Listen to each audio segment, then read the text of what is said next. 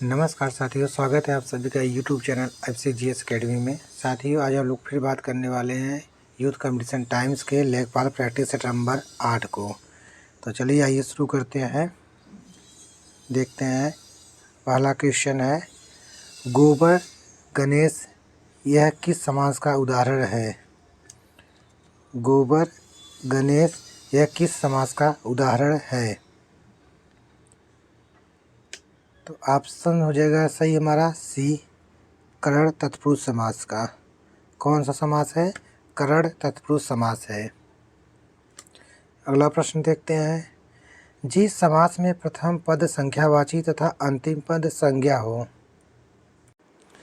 जिस समास में प्रथम पद संख्यावाची तथा अंतिम पद संज्ञा हो वह है द्विगु समास।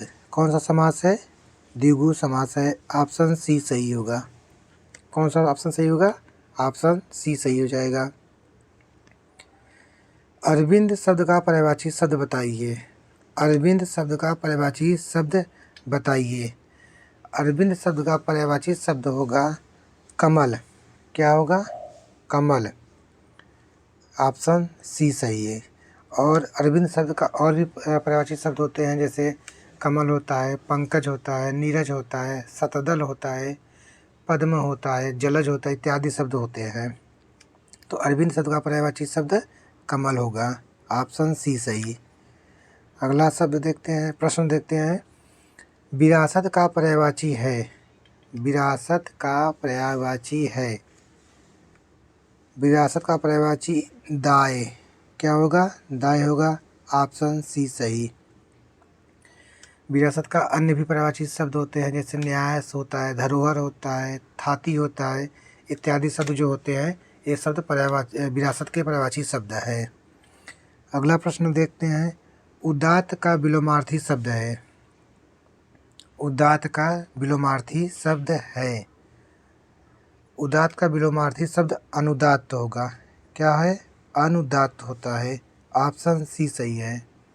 कौन सा ऑप्शन सही है? ऑप्शन सी।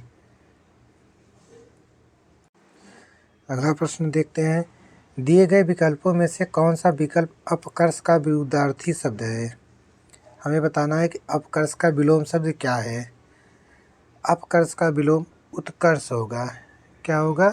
अपकर्ष का विलोम उत्कर्ष होगा। ऑप्शन बी सही है। कौन सा सही ऑप्शन? ऑप्शन बी, अपकर्ष का विलोम उत्कर्ष होगा। स्थिर का विलोम क्या होगा? अस्थिर होगा। स्थिर का विलोम अस्थिर होगा। अगला प्रश्न देखते हैं, चना का तत्सम रूप है। चना का तत्सम रूप है। चना जो है ये तत्भव शब्द है, इसका तत्सम रूप बताना है, तो चना का तत्सम रूप होगा चड़क। क्या होगा? चड़क।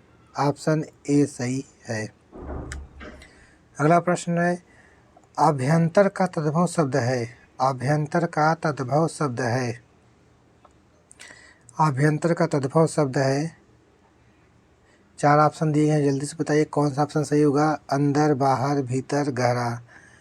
अभ्यंतर का तद्भव शब्द होगा भीतर। क्या होगा? भीतर। ऑप्शन बी सही है। कौन सा सही है? बी, आभ्यंतर का तद्भव शब्द भीतर होगा। अगला प्रश्न है, अन्य अनभिच्छा का संधि विच्छेद है। अनभिच्छा का संधि विच्छेद है। अनभिच्छा का संधि विच्छेद है। अनभिच्छा का संधि विच्छेद होगा अनुधन इच्छा। क्या होगा? अनुधन इच्छा। ऑप्शन सी सही होगा। बाकी ऑप्शन जो है वो गलत दिए गए हैं। अगला प्रश्न देखते हैं, उड्डयन के संधि विच्छेद का सही विकल्प कौन सा है? उड्डयन के संधि विच्छेद का सही विकल्प कौन सा है? उड्डयन शब्द का संधि विच्छेद बताना है कि कौन सा संधि विच्छेद सही दिया गया है, कौन सा ऑप्शन सही है। उड्डयन शब्द का संधि विच्छेद होगा उत्धन डयन। क्या होगा? उत्धन डयन। ऑप्शन ए सही होगा। कौन सा ऑप्शन सही होगा? ऑप्शन ए, उत्धन डयन। अगला प्रश्न देखते हैं, जो छिड़ न हो सके उसके लिए उपयुक्त शब्द है। जो छीड़ न हो सके उसके लिए एक उपयुक्त शब्द है अमीट, अपार, अक्षय, अनंत। तो जो छीड़ न हो सके उसके लिए एक शब्द होगा अक्षय। क्या होगा? अक्षय। ऑप्शन सी सही है। जो छीड़ न हो सके उसके लिए अक्षय शब्द प्रयोग होता है। जो मिट न सके उसके लिए अमिट शब्द प्रयोग होता है। जो मिट न सके उसके लिए अमिट शब्द का प्रयोग होता है। जिसका कोई पार न हो, जिसका कोई पार न हो उसके लिए एक शब्द होगा अपार का प्रयोग होता है। जिसका कोई अंत न हो उसके लिए अनंत शब्द का प्रयोग होता है। अगला प्रश्न देखते हैं। दिशाएं ही जिनका वस्त्र है उन्हें कहा जाता है। दिशाएं ही जिनका वस्त्र है उन्हें कहा जाता है। दिशाएं ही जिनका वस्त्र है उन्हें कहा जाता है विश्वम्भर, दिक्पाल, दिगंबर, पैगंबर। दिशाएं ही जिनका वस्त्र है उन्हें दिगंबर कहा जाता है। क्या कहा जाता है? दिगंबर कहा जाता है। ऑप्शन सी सही है। कौन सा ऑप्शन सही है? Option C. अगला प्रश्न देखते हैं।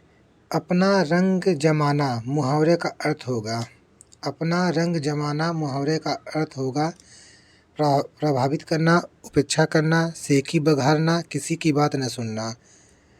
अपना रंग जमाना का मुहावरे का अर्थ होगा प्रभावित करना। क्या होगा? प्रभावित करना। ऑप्शन ए सही है। कौन सा ऑप्शन सही है? ऑप्शन ए। अपना रंग जमाना का अर्थ होगा प्रभावित करना। अगला प्रश्न देखते हैं। बालू से तेल निकालना दिए गए विकल्पों में से मुहावरे के सही अर्थ का चयन करें। बालू से तेल निकालना दिए गए विकल्पों में से मुहावरे के सही अर्थ का चयन करें। बालू से तेल निकालना ऑप्शन है, 4 ऑप्शन दिए गए हैं। बालों से तेल निकालना, असंभव को संभव करना, मूर्खता करना, जमीन से कच्चा तेल निकालना। बालू से तेल निकालना का अर्थ होगा असंभव को संभव करना। असंभव को संभव करना। ऑप्शन बी सही है। कौन सा ऑप्शन सही होगा? ऑप्शन बी, असंभव को संभव करना। अगला प्रश्न है। निम्नलिखित वाक्यों में से अशुद्ध वाक्य का चयन कीजिए। निम्नलिखित वाक्यों में से अशुद्ध वाक्य का चयन कीजिए। ऑप्शन एक है मैंने आपके लिए शहर के अच्छी होटल से खाना मंगवाया। ऑप्शन बी है हेमा मुझसे प्यार करती है। ऑप्शन बी गीता अच्छी पुस्तक है। डी संजय देखने में सुंदर लगता है। तो हमें पहचानना कि अशुद्ध वाक्य कौन सा है। अशुद्ध वाक्य कौन सा है? तो यहाँ पे ऑप्शन हो जाएगा ए। मैंने आपके लिए शहर के अच्छी होटल से खाना मंगवाया। यही वाक्य अशुद्ध वाक्य है। यही वाक्य अशुद्ध वाक्य है। इसका शुद्ध वाक्य होगा मैंने आपके लिए शहर के अच्छे होटल से, शहर के, यहाँ पे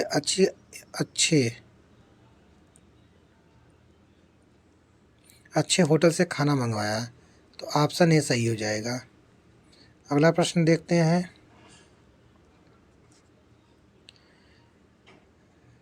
निम्नलिखित में से शुद्ध वाक्य है। निम्नलिखित में से शुद्ध वाक्य है। निम्नलिखित में से शुद्ध वाक्य है। ऑप्शन ए है आपका देश पंडित नेहरू का सदा आभारी रहेगा। ऑप्शन बी पंडित नेहरू का आभारी रहेगा सदा देश। ऑप्शन सी पंडित नेहरू का देश सदा आभारी रहे, पंडित नेहरू का देश रहेगा आभारी सदा। ऑप्शन डी देश सदा आभारी रहेगा पंडित नेहरू का। इसमें शुद्ध वाक्य पहचानना तो ऑप्शन हो जाएगा ए सही हो जाएगा देश पंडित नेहरू का सदा आभारी रहेगा। ऑप्शन ए सही है। बाकी तीनों ऑप्शन जो है ये गलत है। ये अशुद्ध लिखा गया है। अगला प्रश्न देखते हैं। स्त्रीलिंग शब्द अलग कीजिए। स्त्रीलिंग शब्द अलग कीजिए। ऑप्शन ए हुलास, ऑप्शन बी हरकत, ऑप्शन सी हमला, ऑप्शन डी हवाला। स्त्रीलिंग शब्द अलग कीजिए। तो यहाँ पे ऑप्शन हो जाएगा बी सही, हरकत। हरकत जो शब्द है वो स्त्रीलिंग है। आपका हुलास, हमला, हवाला ये तीनों शब्द पुल्लिंग है। हरकत शब्द स्त्रीलिंग है। अगला प्रश्न देखते हैं। टिड्डी शब्द का बहुवचन क्या है? टिड्डी शब्द का बहुवचन क्या है? ऑप्शन ए टिड्डी दल, ऑप्शन बी टिड्डीगढ़, ऑप्शन सी टिड्डी वर्ग, ऑप्शन डी टिड्डी जन। टिड्डी शब्द का बहुवचन क्या होगा? तो टिड्डी शब्द का बहुवचन होगा टिड्डी दल। क्या होता है टिड्डी शब्द का बहुवचन? टिड्डी दल। ऑप्शन ए सही है। कौन सा ऑप्शन सही है? ऑप्शन ए, टिड्डी शब्द का बहुवचन होगा टिड्डी दल।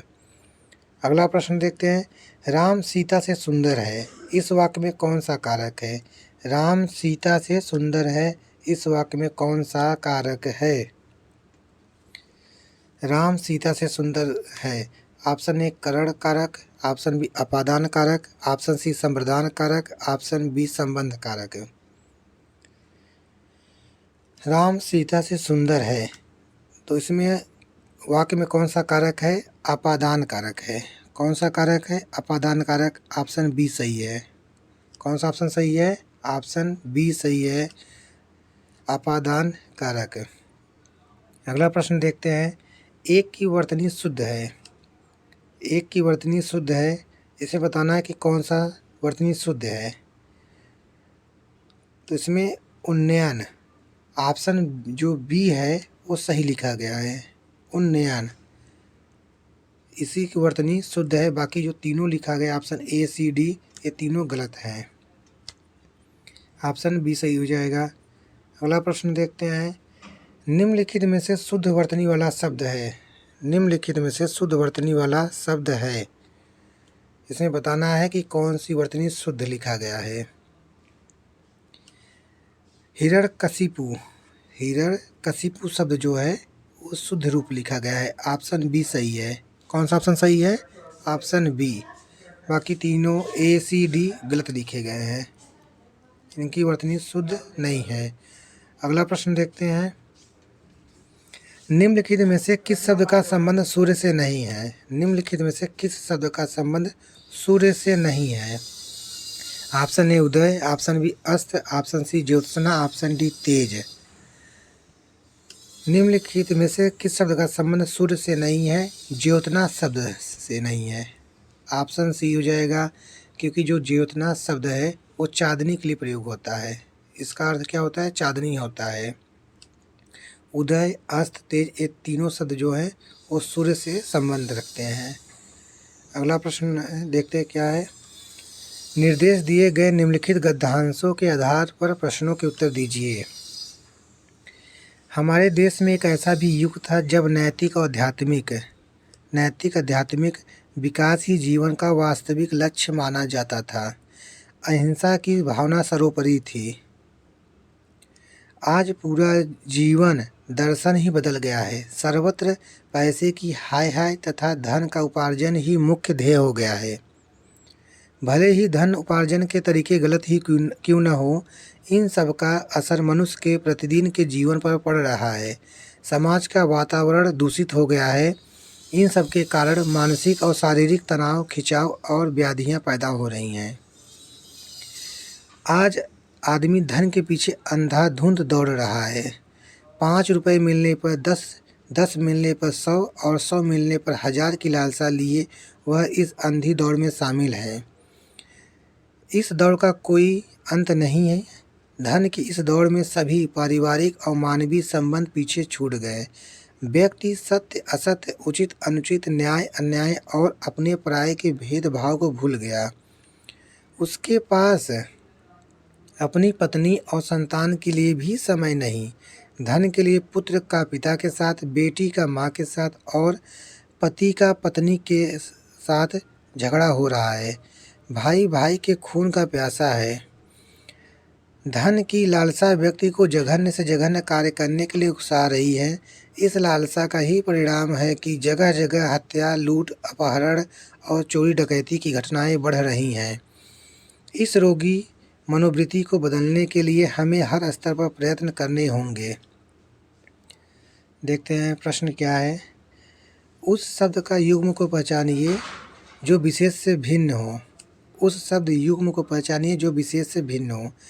न्याय अन्याय, उचित अनुचित, चोरी डकैती, सत्य अहिंसा। तो इसमें ऑप्शन जो सी है ये सबसे अलग है। चोरी डकैती ये दोनों समानार्थी शब्द हैं, जबकि न्याय अन्याय विलोम शब्द हैं।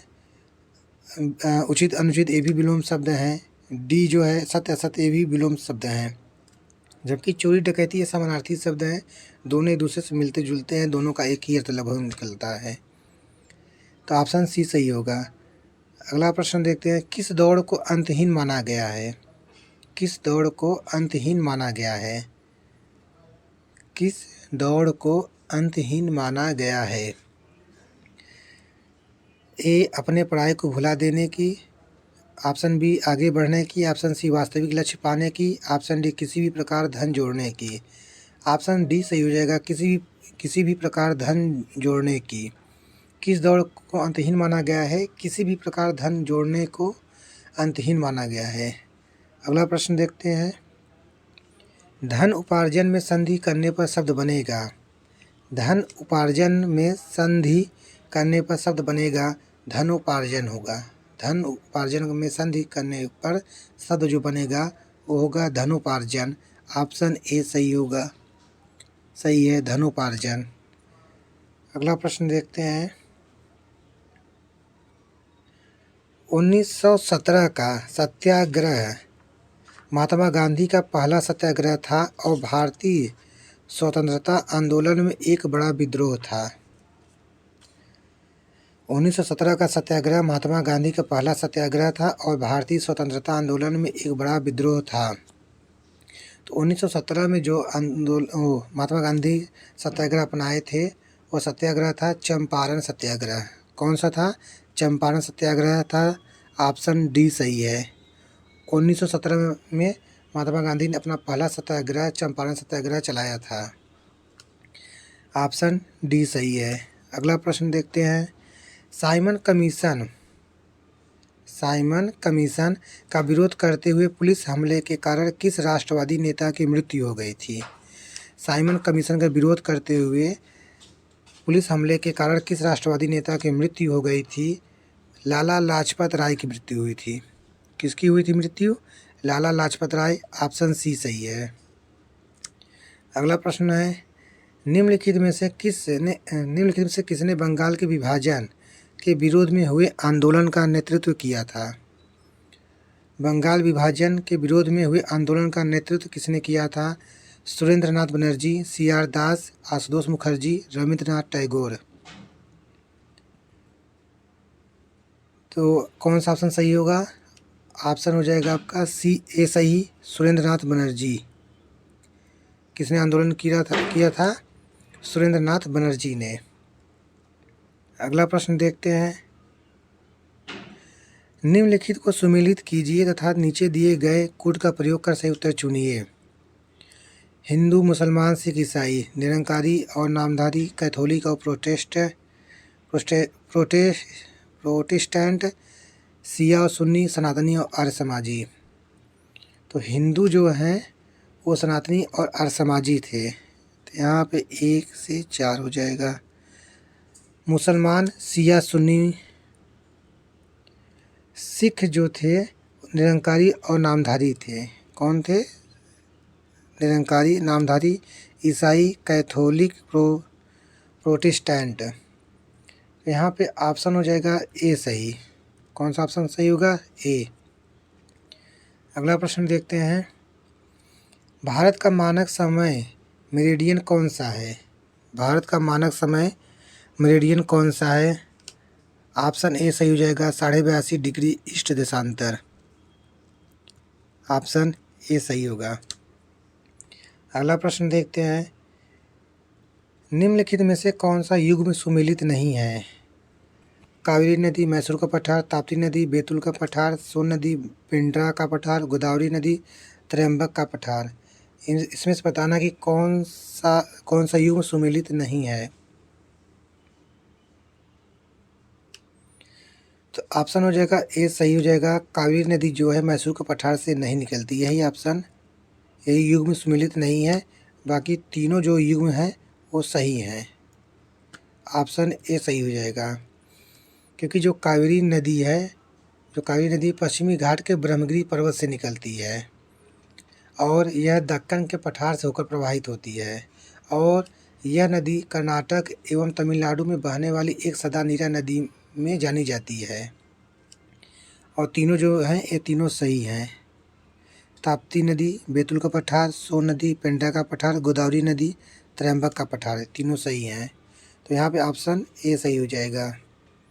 अगला प्रश्न है, भारत का हिमाद्री स्टेशन स्थित है।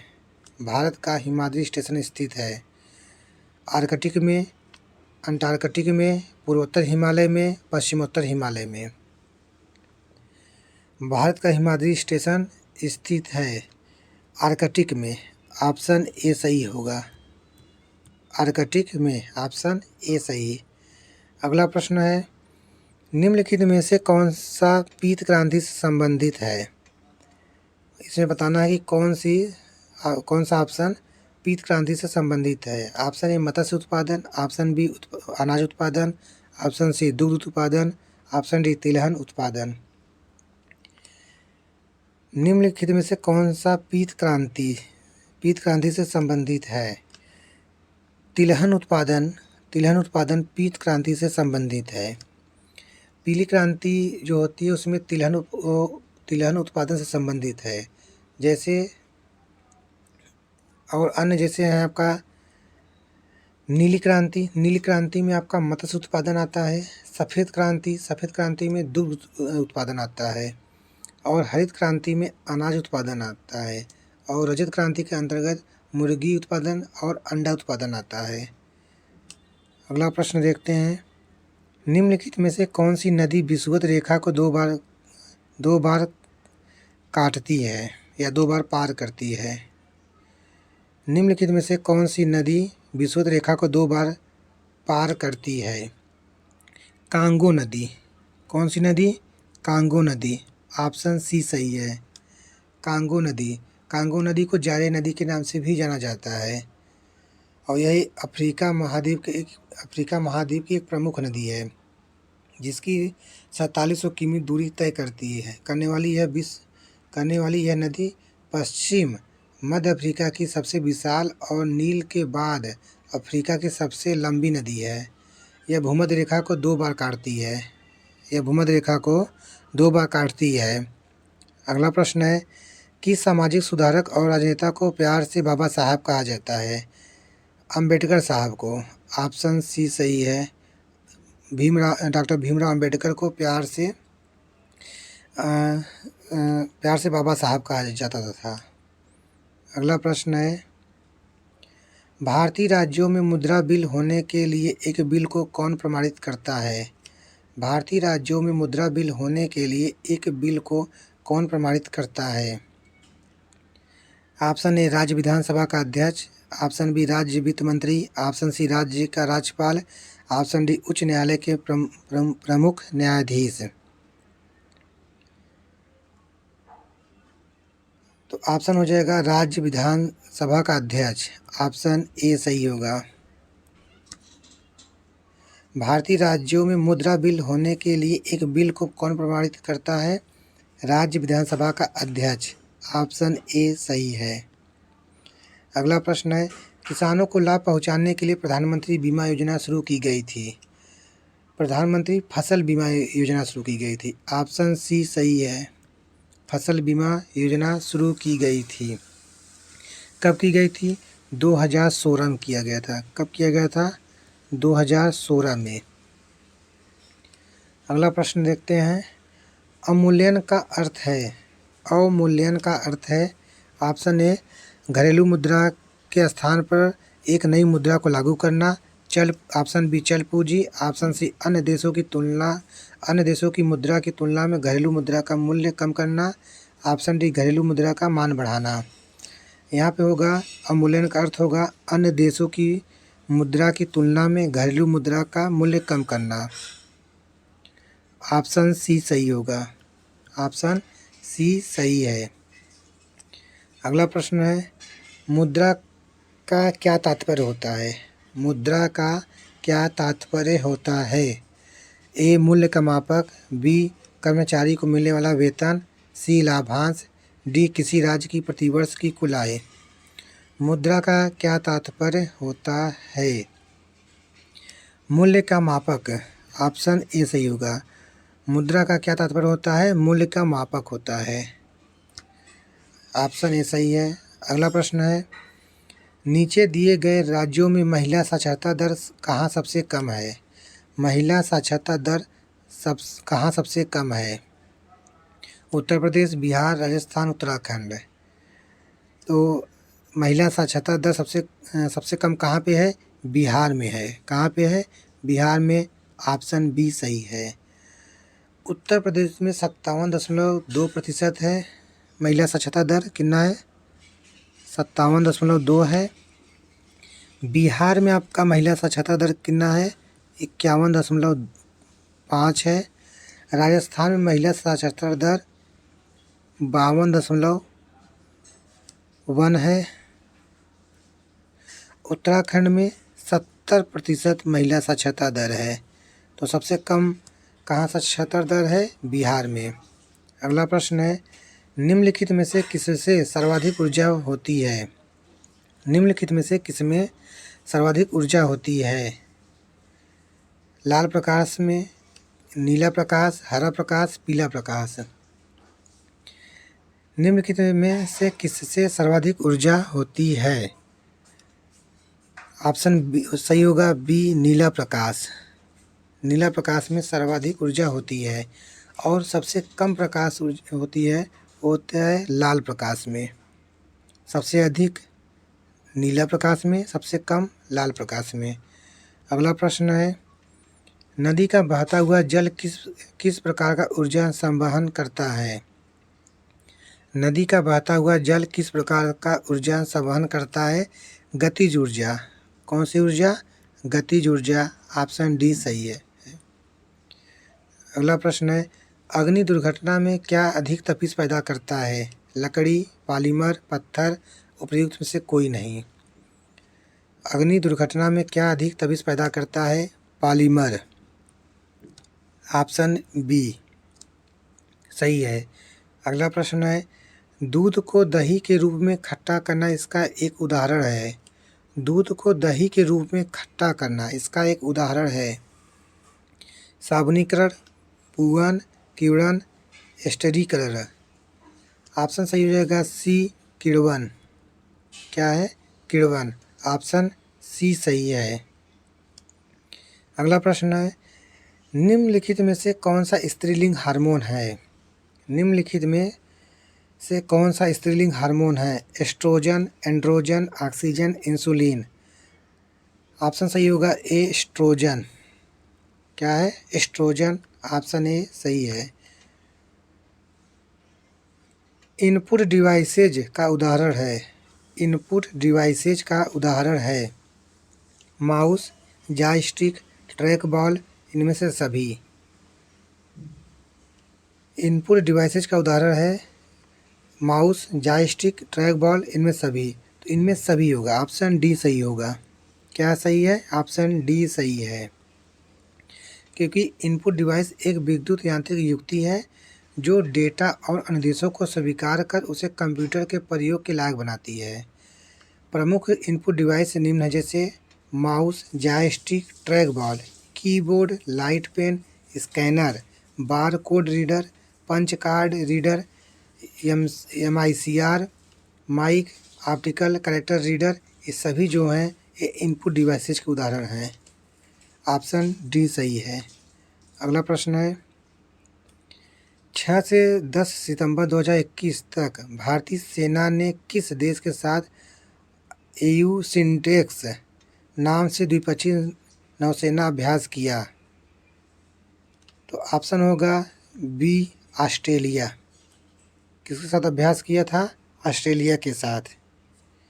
अगला प्रश्न देखते हैं, राज्य में वर्ष 2021 में राष्ट्रीय पोषण माह 2021 का शुभारंभ किया गया। यह शुभारंभ निम्नलिखित में से किस महीने में किया गया? सितंबर 2021, अक्टूबर 2021, अगस्त 2021, जुलाई 2021।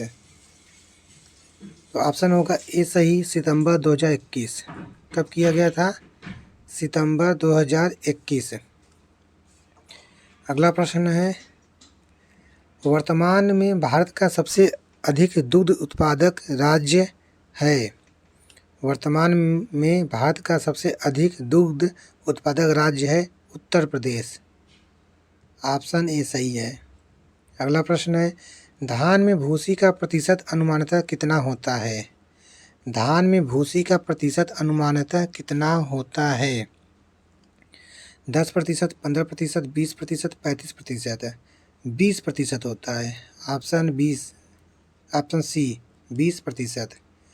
अगला प्रश्न है, भारत में कुल सिंचित क्षेत्र है, भारत में कुल सिंचित क्षेत्र है 55%। ऑप्शन सी सही है। कौन सा ऑप्शन सही होगा? ऑप्शन सी 55% है। भारत में कुल सिंचित जो क्षेत्र है 55% है, जिसमें भारत में कुआं व नलकूप के द्वारा जो सिंचित क्षेत्र हैं वो 55% है। भारत में नहर द्वारा सिंचित जो क्षेत्र हैं वो 31% है।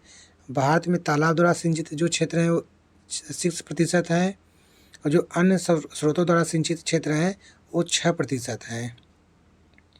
और भारत में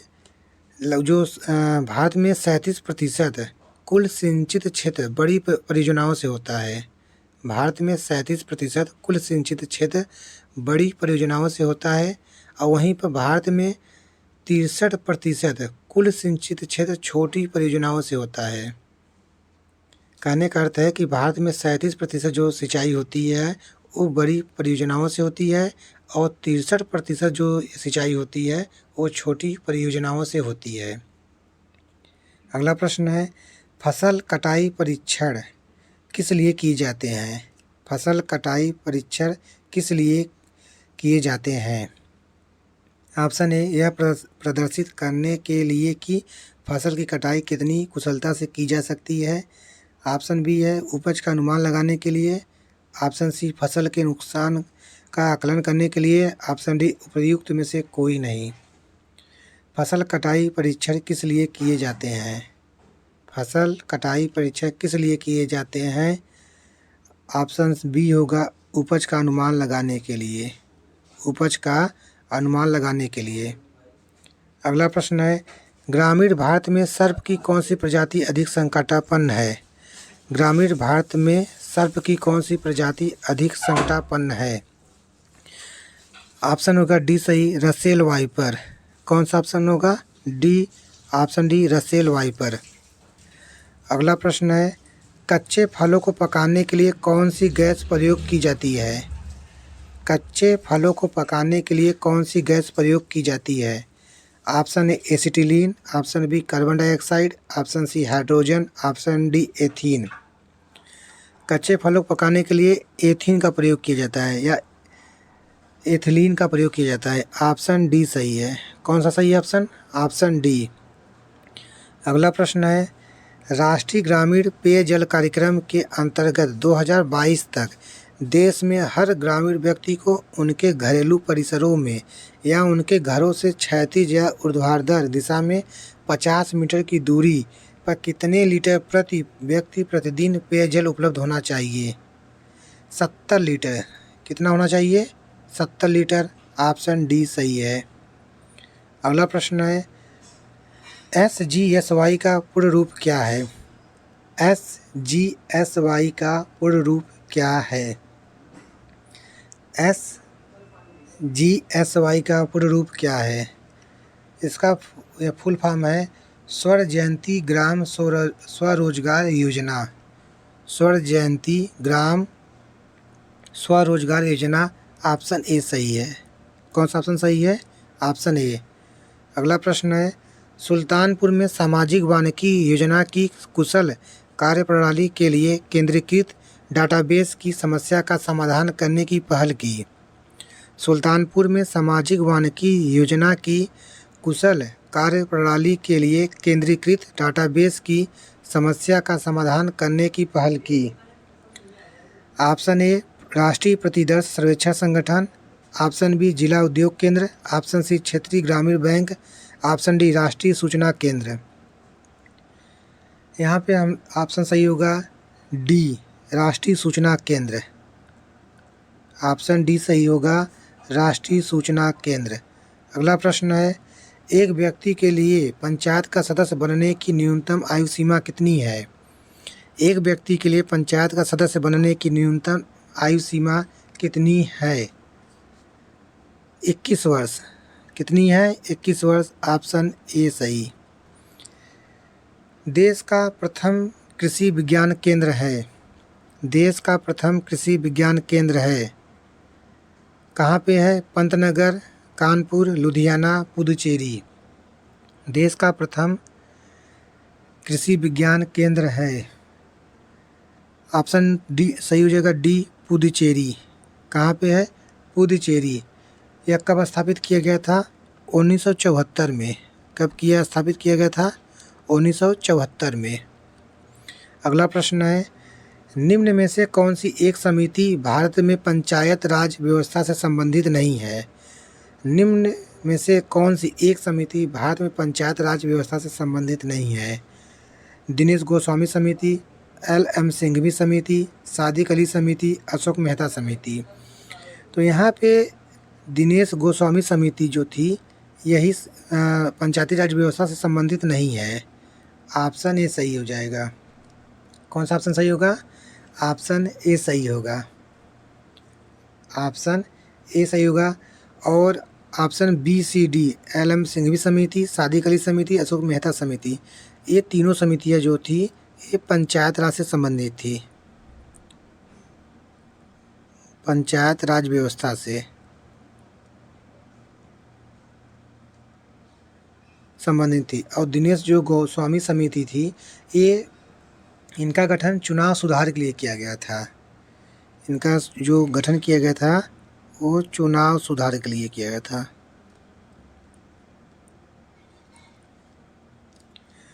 ऑप्शन सही होगा ए। अगला प्रश्न है, एक व्यक्ति पंचायत का चुनाव लड़ सकता है यदि उसने पूर्ण कर ली है। एक व्यक्ति पंचायत का चुनाव लड़ सकता है यदि उसने पूर्ण कर ली है। तो यहाँ पे 25 वर्ष की आयु, 30 वर्ष की आयु, 21 वर्ष की आयु, 18 वर्ष की आयु।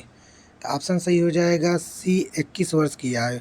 यदि कोई व्यक्ति 21 वर्ष की आयु पार कर लिया है तो वह पंचायत का चुनाव लड़ सकता है। अगला प्रश्न है, यदि पंचायत भंग होती है तो किस अवधि के अंदर निर्वाचन होंगे? यदि पंचायत भंग होती है तो 6 माह के अंदर निर्वाचन होना आवश्यक होता है। ऑप्शन सी सही है। अगला प्रश्न है, उत्तर प्रदेश में किसी नगर का मेयर नगर का प्रथम नागरिक होता है, नगर निगम का पदेन सदस्य होता है, कार्यकारिणी समिति का पदेन सभापति होता है, कार्यपालक मशीनरी पर पूर्ण नियंत्रण करता है। आपको बताना है उत्तर प्रदेश में किसी नगर का मेयर क्या होता है। तो यहाँ पे उत्तर प्रदेश में किसी नगर का मेयर जो होता है वो नगर का प्रथम नागरिक होता है और यह निगम का पदेन सदस्य भी होता है। यह नगर निगम का पदेन सदस्य भी होता है और यह कार्यकारिणी सभा का पदेन सभापति होता है। यह कार्यकारिणी का समिति का पदेन सभापति होता है और कार्यपालक मशीनरी पर पूर्ण नियंत्रण करता है। ये गलत है। तो हमारा ऑप्शन सही हो जाएगा 1, 2, 3 सही। ऑप्शन बी सही होगा। कौन सा ऑप्शन सही होगा? Option B. अगला प्रश्न देखते हैं, सूची 1 को सूची 2 से सुमेलित कीजिए तथा नीचे दिए गए कूट से सही उत्तर का चयन कीजिए। तृतीय योजना, सूची 1 में तृतीय योजना, चतुर्थ योजना, छठवीं योजना, 11वीं योजना। आधुनिकीकरण, समावेशी वृद्धि, आत्मनिर्भरता, स्थिरता के साथ समृद्धि। इसमें बताना है, इसको मिलान करना है। जो तृतीय योजना थी वो आत्मनिर्भरता से संबंधित थी। किससे थी? आत्मनिर्भरता से। चतुर्थ जो पंचवर्षीय योजना थी वो स्थिरता के साथ समृद्धि थी।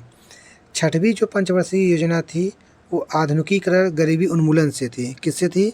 आधुनिकीकरण गरीबी उन्मूलन से। 11वीं जो पंचवर्षीय योजना थी वो तीव्रतम एवं समावेशी विकास थी। तो ऑप्शन सही हो जाएगा बी। कौन सा ऑप्शन सही होगा? Option B. अगला प्रश्न है, सामुदायिक विकास कार्यक्रम कब लागू किया गया था? सामुदायिक विकास कार्यक्रम कब लागू किया गया था? 2 अक्टूबर 1952 में लागू किया गया था। कब किया गया था? 2 अक्टूबर 1952 में। अगला प्रश्न है, भारत में हरित क्रांति के लिए ब्रेड बास्केट कहे जाने वाले राज्य हैं। भारत में हरित क्रांति के लिए ब्रेड बास्केट कहे जाने वाले राज्य हैं। ब्रेड बास्केट कहने वाले राज्य हैं उत्तर प्रदेश, पंजाब और हरियाणा। ये 3 राज्य हैं, उत्तर प्रदेश, पंजाब, हरियाणा। ऑप्शन बी सही है। कौन सा सही ऑप्शन? Option B. अगला प्रश्न है, मटर की पत्तीविहीन जाति है। मटर की पत्तीविहीन जाति है। ऑप्शन ए अरकेला, ऑप्शन बी आज़ाद मटर 1, option C Aparna, option D L116। मटर की पत्तीविहीन जो जाति है वो अपर्णा है। ऑप्शन सी सही है। पूसा सिंधु गंगा एक प्रजाति है। पूसा सिंधु गंगा एक प्रजाति है। तो यह प्रजाति है गेहूं की। किसकी प्रजाति है? गेहूं की। ऑप्शन ए सही है। अगला प्रश्न है, भूमि विकास बैंक किसानों को ऋण उपलब्ध कराता है। भूमि विकास बैंक किसानों को ऋण उपलब्ध कराता है लंबी अवधि के लिए। किस अवधि के लिए? लंबी अवधि के लिए। ऑप्शन सी सही है। अगला प्रश्न है, सूची 1 को सूची 2 से सुमेलित कीजिए तथा नीचे दिए गए कूट से सही उत्तर का चयन कीजिए। SGSY, NFWP, PMRY, नरेगा या NREGA।